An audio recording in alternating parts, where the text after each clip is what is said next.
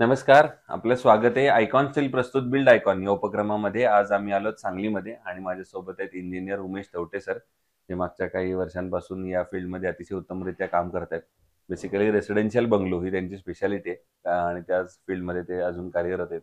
त्यामुळे आजवर त्यांना आलेले अनुभव कसे होते, त्यांचा हा प्रवास कसा होता, या सगळ्याबद्दल आपण बिल्ड आयकॉन या प्लॅटफॉर्मवर त्यांच्याशी गप्पा मारणार आहोत. सगळ्यात आधी मला विचारायचं आहे ते म्हणजे तुमचा शैक्षणिक प्रवास कसा होता? म्हणजे शाळा, मग कॉलेज, मग सिव्हिल इंजिनिअरिंग निवडण्यामागची प्रेरणा कुणाची होती? आणि कसा होता एकंदर हा शैक्षणिक प्रवास सगळा? ऍक्च्युली ज्यावेळेला 10वी पास आउट झालो त्यावेळेला सर स्टार्टला 11वी 12वी सायन्स केलं. सायन्स केल्यानंतर की पुढं काय करायचं की मतलब BSc ला आपण जायचं की इंजिनिअरिंग करायचं, हा एक सगळ्यात मोठा म्हणजे चॅलेंज होता त्यावेळेला. हं. त्यावेळेला थोडंसं घरातून पण एक प्रेरणा मिळाली की आपल्याला जर पुढे जाऊन जर तुम्ही सिव्हिल इंजिनिअरिंगमध्ये जर करिअर केलं तर प्रायव्हेट आपण बिझनेस करू शकतो किंवा गव्हर्नमेंट जॉब वगैरे करू शकतो. ही थोडीशी घरातूनच प्रेरणा मिळालेली होती. पण घरचं तसं काही प्लॅटफॉर्म नव्हता कन्स्ट्रक्शनशी रिलेटेड किंवा असं काही म्हणजे कन्स्ट्रक्शनशी रिलेटेड आमच्या घरात असं कोणतीच पार्श्वभूमी नव्हती किंवा काहीच नाही. हं, हं. तर तरी सुद्धा घरच्यांनी हे केलं की नाही इंजिनिअरिंग कर. त्यामुळे इंजिनिअरिंगला ऍडमिशन त्यावेळेला मग काय झालं 12वी सायन्स नंतर पुन्हा म्हटलं की ठीक आहे डिप्लोमा पासून सुरुवात करूया. आता राहिलेले हे तर 11वी 12वीचं 2 वर्ष तर गेले वाया असं झालेलं होतं ऍक्च्युली. ओके. त्यामुळे पुन्हा डिप्लोमाला ऍडमिशन घेतलं. डिप्लोमा करून त्यानंतर पुन्हा डिग्री कंप्लीट केली. मग त्यानंतर डिग्री कंप्लीट केल्यानंतर ऍक्च्युली आता स्टार्टला तर काय झालं की शिक्षण आपण निवडायचं कुठलं, डिग्री कशातून करायची हे चॅलेंज सायन्स झाल्यानंतर. आणि नंतर पुढे परत गेल्यानंतर की आता डिग्री झाली आता काय करायचं. हं. तर मग त्यावेळेला परत मग स्पर्धा परीक्षांची तयारी चालू केली. MPSC किंवा सरळ सेवा भरती वगैरे सगळं चालू केलं. ह्यातून काय म्हणजे जास्त काय हाती काय लागलं नाही. मग ठीक आहे म्हटलं आणि हे करता करता साईटवरती म्हणजे मिरजेमध्ये वगैरे प्रॅक्टिस चालू होती. त्यातून स्वतःच 1 वर्षभर प्रॅक्टिस केली आणि इंजिनिअरिंगचं जे काय असेल थोडंसं बेसिक नॉलेज, साईट नॉलेज, ह्या सगळ्या गोष्टी सॉफ्टवेअर्स वगैरे सगळे पाक शिकून स्वतः चालू केलं. म्हणजे कन्स्ट्रक्शनची कामे घ्यायला चालू केलं. ओके. स्टार्टला थोडंसं काम करताना ऍक्च्युली कसं आहे की कन्सल्टिंग वरतीच कामं केलं. आणि ज्या वेळेला मी पासआउट होऊन बाहेर पडलो, प्रॅक्टिस वगैरे सगळी झाली आणि बरोबर त्याच वेळेला कोरोना आणखीन लॉकडाऊन ह्या सगळ्या गोष्टी फेस कराव्या लागल्या आल्याबरोबरच. त्यामुळे स्टार्टला थोडंसं कामं जी घेतलेली होती काही प्रमाणात विथ मटेरियल पण चालू होती, ती सगळी थोडीशी फार रखडली आणि त्यावेळेला थोडासा लॉकडाऊनच्या वेळेला जे काही रेट वगैरे वाढले त्याचा थोडासा दणका बसला. हं. पण नंतर नंतर जे जसं असं पण एक म्हणतोय की माणूस पाण्यात पडल्यानंतर हातपाय मारतोय. तर बरोबर. सेम माझ्या बाबतीत तसंच घडलं की ज्यावेळेला कोरोनामध्ये जे लॉकडाऊन वगैरे जे झालेले होते हं. त्यावेळेला थोडंफार काही कामामध्ये नुकसान झालं. पण त्यातून सगळं शिकत शिकत गेलो आणि मग त्यातून एक रिसेंटली एक 2 ते 3 वर्षांमध्ये प्रॉपरली अगदी व्यवस्थित मी सेट झालो आणि बऱ्यापैकी आता मालगाव, मिरज हे आमचे जे काही आसपासचे जे काही आमचे सगळे बाकीचे जे काही गावं असतील त्या गावामध्ये तर बऱ्यापैकी माझी सगळी काही कामं चालू आहेत. मोस्टली जे काही असतात कन्सल्टिंग असेल विथ मटेरियल असेल अशापैकी म्हणजे बऱ्याचपैकी असे कामं चालू असतात.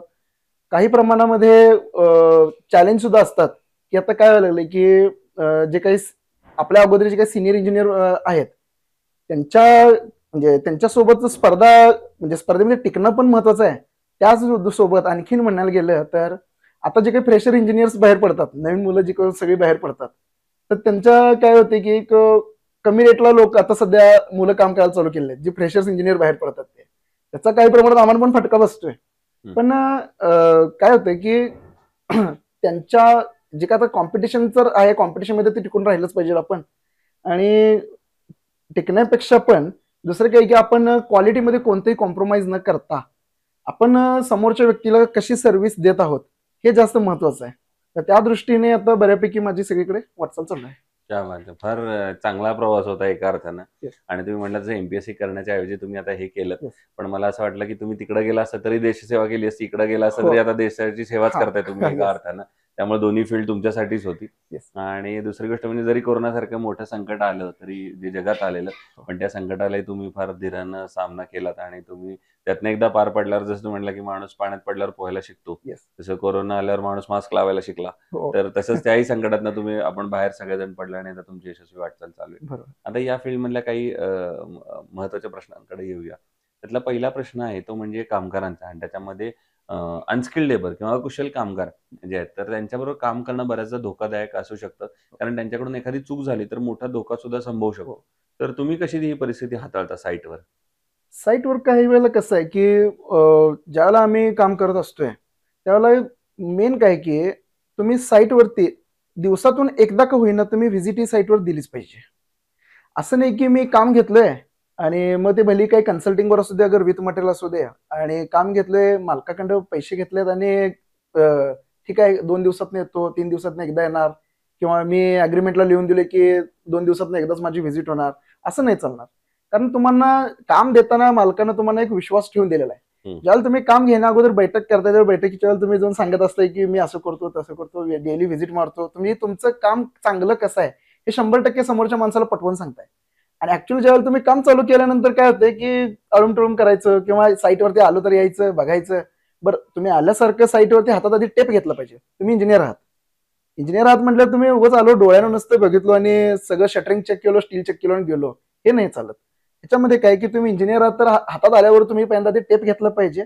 जे काय तुमचं काम चालू आहे ते आजपर्यंत मेजरमेंट आहे का. फॉर एक्झाम्पल समजा की आज आपल्या साईटवरती ग्राउंड बीमचं शटरिंग चालू आहे, तर तुम्ही हातात टेप घेतला पाहिजे. तो बीम जो काय लेबरने किंवा त्या मिस्त्री लोकांनी जे काही बीमचं शटरिंग केलेलं आहे तेव्हा बरोबर तुम्ही 9 इंचानं किंवा 230 mm साईजनं आपण दिलेलं असेल, त्याची डेप्थ 15 इंच दिल्या, 18 इंच दिल्या, ती खरोखर आहे का, त्या स्टीलला साईडला कव्हर आहे का, बॉटमला कव्हर आहे का, ह्या सगळ्या गोष्टी आपण चेक केल्या पाहिजे तिथे साईटवर आल्यानंतर. नाहीतर आलो उगच डोळ्याने नुसतं स्टील चेक केलं, त्याने कव्हर दिलाय की नाही बघितलं नाही, काय नाही, आणि ऊन लई झाले, चला घराकडे, जेव्हा सुट्टी झाल्या, हा ठीक आहे जेवून घ्या आणि कॉन्क्रीट करून घ्या. तर कॉन्क्रीट करून घ्या असं नाही, तुम्ही कॉन्क्रीट ते लोक करताना पण तुम्ही समोर आलं पाहिजे, तिथे येऊन उभारून सगळं करून घेतलं पाहिजे. ते पाट्या किती टाकाल्यात किंवा काय कराल्यात ह्या सगळ्या गोष्टी तुम्ही येऊन साईटवरती चेक केल्या पाहिजेत. आणि त्याशिवाय तुम्ही म्हणजे मग काय त्यांनी ते आता आजकाल कसं झालंय आमच्या ग्रामीण भागामध्ये, काही वेळेला इंजिनियरला फी देण्यापेक्षा इंजिनियरकडनं नुसतं प्लॅन बनवून घेऊया आणि मिस्त्रीकडनं बांधून घेऊया, असे प्रकार चालू आहेत. बऱ्याच गावामध्ये प्रकार चालू आहेत. पण ऍक्च्युली काय आहे की हे कशामुळे झालं, तरी स्वतः इंजिनियर लोक पण याला जबाबदार आहेत. की तुम्ही सर्व्हिस जर व्यवस्थित देत नसाल तर मग लोक अशा वेळेला काय करणार, मिस्त्रीकडेच वळणार. पण मिस्त्रीकडे वळलं की त्याचं पण डिसएडव्हान्टेज काय ते म्हणजे आपल्याला पण माहिती आहे. पण ऍज अ इंजिनियर आपण ज्यावेळेला काम करत असतो त्यावेळेला आपण थोडंफार आपण टेक्निकल पर्सन आहोत, तर टेक्निकली जे काय आपला जो काही रोल आहे तो रोल आपण तिथं आपण जे काय ते आपण त्यानुसारच आपण त्या रोलनुसार आपण काम केलंच पाहिजे.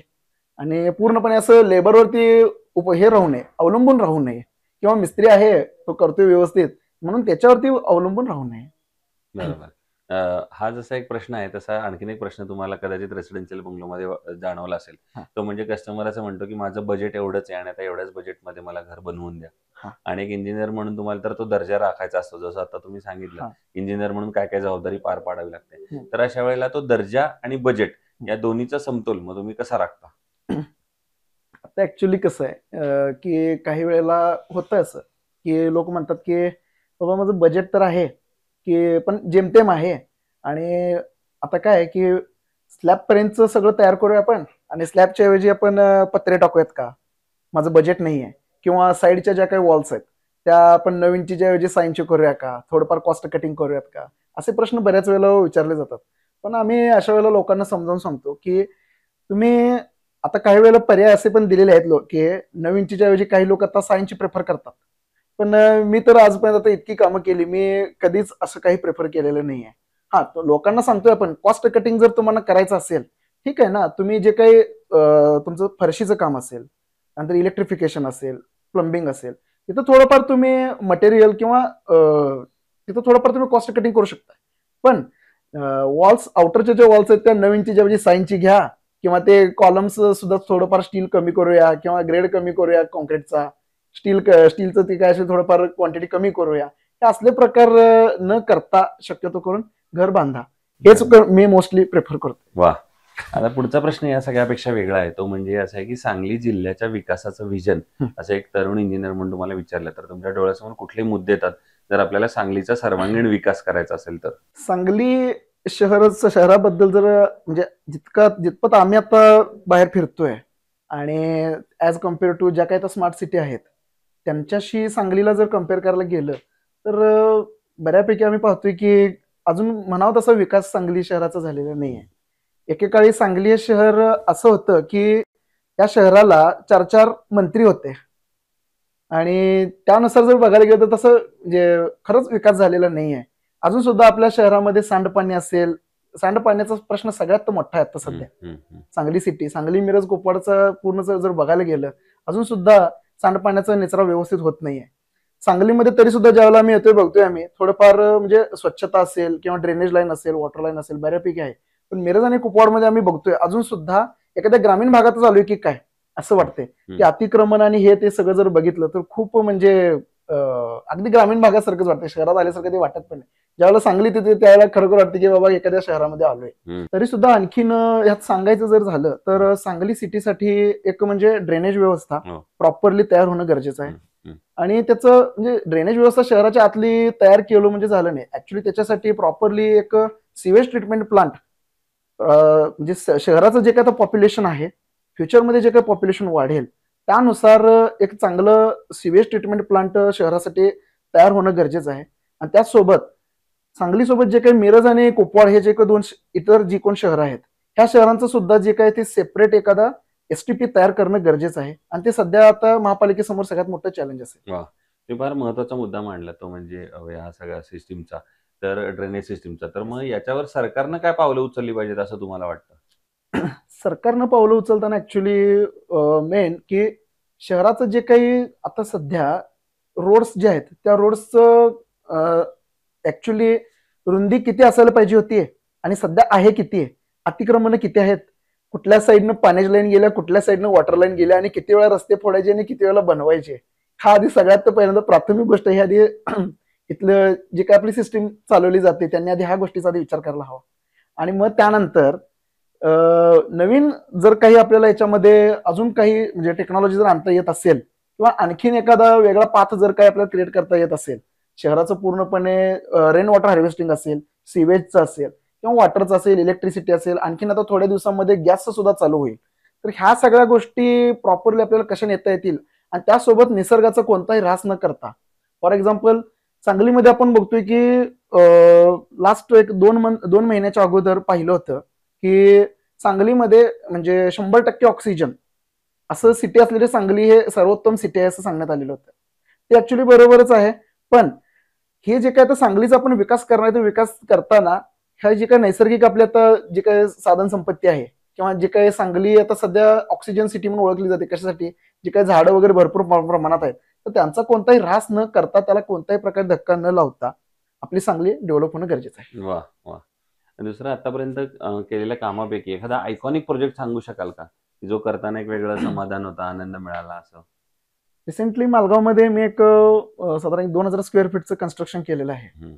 तर आता सध्या मी ज्या वेळेला पासआउट झाल्यापासून ते आतापर्यंत हा जो या काळामध्ये जितकी काही घरं बांधली तर त्याच्यामध्ये वन ऑफ द आयडियल म्हणजे कन्स्ट्रक्शन साईट माझी ती होती, जिथं प्रॉपरली मला काम करता आलं. कारण जे ओनर जे होते ते माझे क्लासमेटच होते. त्यांना पूर्णपणे प्लॅनिंग स्टेज पासून ते सगळं वर्क एक्झिक्युशन करताना किंवा कोणत्या गोष्टीपर्यंत आपण गेल्यानंतर काय केलं पाहिजे हे प्रॉपरली मी सगळं सांगितलेलं होतं आणि त्यांनी मला त्या गोष्टीमध्ये संपूर्णपणे सगळीकडे सहकार्य केलं होतं. जे काही मी सांगतोय ते असेल, टेक्निकली गोष्टी असतील, आणि सगळ्यात मोठा प्रश्न की फंड, जे काही त्यांनी पैसे जे काही प्रोव्हाइड करत होते ते सुद्धा प्रोव्हाइड करताना त्यांनी अगदी फ्री हँड मला सांगितले होते की पैशांची काही काळजी करू नको, काही कमतरता भासू देणार नाही आणि तू म्हणजे अगदी फ्री हँडली मला सोडलेलं होतं की तुला जसं पाहिजे तसं कर, पण शेवटला जे काय रिझल्ट जे काही आले पाहिजे ते 100% झाले पाहिजे, मला 99% चालणार नाही हे त्यांनी सांगितलेलं होतं. त्यानुसार काम केलं आणि रिझल्ट मला खूप चांगले मिळाले. Very good. याच्यानंतर कन्स्ट्रक्शन मध्ये जेव्हा स्टील निवडायची वेळ येते तेव्हा तुम्ही काय पॅरामीटर्स बघता आणि मग ठरवता की हे स्टील चांगलं आहे, हे वापरलं पाहिजे? स्टीलमध्ये ऍक्च्युली आता सध्या 550D हा ग्रेड मी आता सध्या यूज करतोय. आता स्टीलमध्ये ऍक्च्युली ब्रँड्स भरपूर आहेत, राजुरी असेल, पोलाद असेल, आयकॉन आहे, भरपूर ब्रँड्स आहेत. मी आतापर्यंत मोस्टली राजुरीचं बऱ्यापैकी नाव झालेलं आहे मार्केटमध्ये, पण आम्ही आतापर्यंत पोलाद आणि आयकॉन ह्या 2 मी यूज केलेल्या आहेत. पोलाद मोस्टली माझा आहे आणि पोलादला एक पर्याय म्हणून मी आयकॉन सुद्धा ठेवलेला आहे आता सध्या. आणखीन ज्या वेळेला मी साईट वरती स्टील येतंय किंवा ज्यावेळेला मी स्टील घेणार असतोय त्यावेळेला सगळ्यात महत्वाचं काय आहे की बारचा जे काही डायमीटर आहे तो तर बऱ्यापैकी म्हणजे आलेलाच असतोय. व्यवस्थित आपल्याला जितका डायमीटर हवा आहे तो आलेला असते, पण काही वेळेला काय होते की लेंथ मध्ये फरक पडतो. तर ती लेंथ आहे का प्रॉपरली ते आधी साईटवर ज्यावेळेला स्टील येते मी चेक करतो. आणखीन त्याच्यावरती ज्या काही त्या थ्रेड्स दिलेल्या असतात त्या थ्रेड्स, आणि जे काही स्टील आपण आणलेलं आहे त्याचा जे काही कलर वगैरे आहे, म्हणजे काही वेळेला की म्हणजे हवेतली जी काही आर्द्रता आहे, आर्द्रतेमुळे स्टीलचा कलर वगैरे हे होतोय, डल पडतोय. तर हे सगळ्या गोष्टी प्रॉपरली चेक करून मगच मी स्टील परचेस करतो. वा. आणि आता शेवटचा प्रश्न म्हणजे या क्षेत्रात जे आता तुमच्यासारखेच तरुण इंजिनियर येत आहेत, तर अशा मित्रांना, ज्युनियर्सना Yes. काय तुम्ही एक सिनियर म्हणून सल्ला द्याल? आता सध्या हे जे काय आता युग आहे ते पूर्णपणे स्पर्धात्मक युग आहे. तर त्यानुसार जर तुम्हाला खरोखर जर बिझनेसमध्ये जर उतरायचं असेल, म्हणजे जे काय आता फ्रेशर सिव्हिल इंजिनियर्स असेल त्यांच्यासाठी माझं एक सांगणं असेल की पहिल्यांदा तुम्ही काय करावं की सर्वोत्तम गावात एखादी तुमच्या गाव लेवलला किंवा शहरा लेवलला जे कोण एखादी प्रॉपरली चांगलं काम करणारी फर्म आहे त्यांच्याकडे कमीत कमी तुम्ही 1 वर्ष एक्सपिरियन्स आधी घ्या. आणि फर्म निवडताना त्यांचं मार्केटमध्ये नाव कसं आहे, काय आहे हे आधी पूर्णपणे प्रॉपरली चेक करून त्या फर्मकडे प्रॅक्टिस करायला घ्या. आणि गडबड करू नये त्याच्यामध्ये. प्रॉपरली एखादी साईट म्हणजे पूर्णपणे एखादी साईट हाताखालून घालून घ्यावी आणि प्रॉपरली एक्सपिरियन्स घेऊन, मग एक्सपिरियन्स म्हणजे त्यातलं तर काय, प्रत्येक होल टू सोल प्रत्येक गोष्टीमध्ये तुम्ही मास्टर होऊनच मगच तुम्ही बिझनेसमध्ये स्वतः पडायची तयारी ठेवा. डायरेक्ट म्हणजे 1 वर्ष प्रॅक्टिस केलो आणि ठीक आहे आता बास झालं आणि आता स्वतःच चालू करूया, तर असं काही गडबड न करता प्रॉपरली नॉलेज घेऊन मगच बिझनेसमध्ये पडावं, हे मी सांगेन. वा. हे होते इंजिनियर उमेश चौटे सर. आणि जसं त्यांनी सांगितलं त्याप्रमाणे आधी एकतर तुम्ही नॉलेज चांगलं घ्या आणि ते नॉलेज आल्यावर ऑटोमॅटिकच तुम्हाला आत्मविश्वास येईल. आणि जर जेव्हा या दोन्हीचं कॉम्बिनेशन असेल तेव्हा अर्थातच यश तुमच्या सोबत राहील. पुन्हा एकदा मनापासून आभार. आणि भविष्यात सुद्धा अशाच आयकॉनिक प्रोजेक्टची निर्मिती तुमच्या हातून घडावी याच आयकॉन स्टील तर्फे मनपूर्वक शुभेच्छा.